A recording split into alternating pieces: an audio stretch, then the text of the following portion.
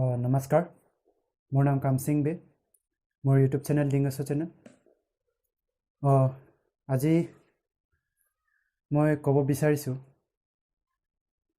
আমাৰ অসমত হত্যা কৰা কিয় ইমান ওলাই আছিল, সেই বিষয়ে মই ক'ব বিচাৰিছোঁ।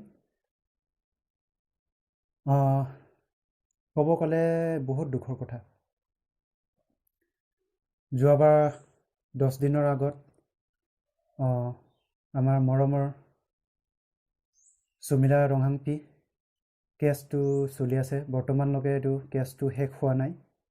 তাৰ পিছত 10 দিনৰ পিছত আকৌ এটা কেছ ওলাল যে দীপশিখা শইকীয়া এজন শিশুক তাৰ কেছ বোলে এনেকুৱা হৈছিলে, ছেম সুমিলা ৰংহাংপিৰ দৰে। তাৰ মাহঁত ঘৰত নাছিল, ক'ৰবাত ঘূৰিব গ'ল। 9 বছৰীয়া ছোৱালীক ঘৰত থৈ দিছিলে বোলে। তাৰ ওচৰত টাৱাৰত কিবা কাম বহুত আছিলে বোলে।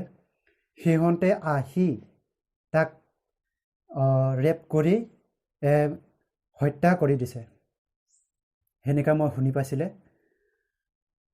গতিকে আমাৰ অসমত যে এনেকুৱা কিয় চলি আছিল, আমাৰ অসমত যে এনেকুৱা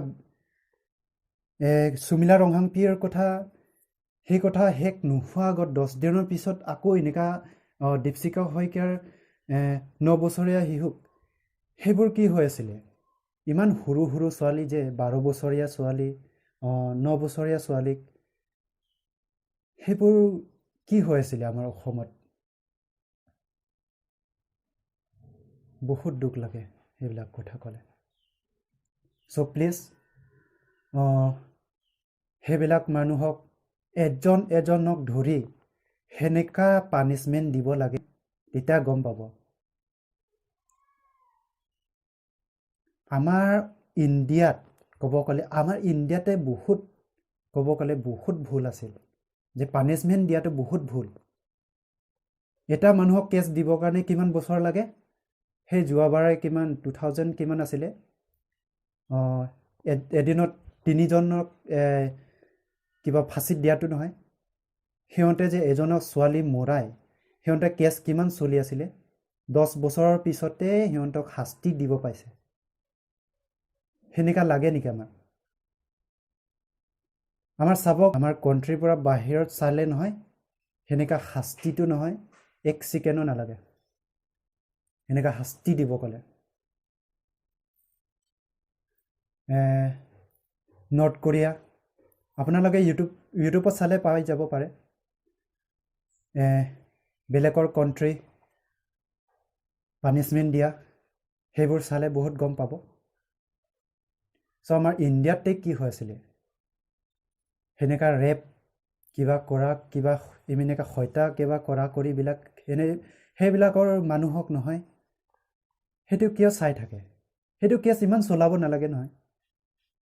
ডাইৰেক্ট পোৱাৰ লগে লগে ডিঙিত এনেকুৱা ফাঁচি দিব লাগে নহয়, তেতিয়া মানুহবিলাক ভয় খাব যে ময়ো এনেকুৱা কেতিয়াও নকৰোঁ।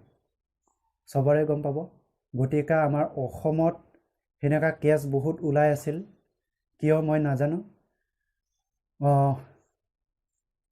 মই বহুত দুখ লাগিল আমাৰ মৰমৰ সুমিলা ৰংহাংপিৰ কথা। বৰ্তমানলৈকে শাস্তি দিব পৰা নাই, সেইটো সোনকালে শাস্তি দিয়ক বুলি মই ক'ব খুজিছোঁ। আৰু লগতে যোনটো এতিয়া 10 দিনৰ পিছত দীপশিখা শইকীয়া এজন 9 বছৰীয়া শিশুক, তাৰ কাৰণে সোনকালেকে মানুহ যোনে হত্যা কৰিছে তাৰ কাৰণে সোনকালে বিচাৰি শাস্তি দিয়ক। গতিকে মই আজি বেছি কথা ক'ব খোজা নাই।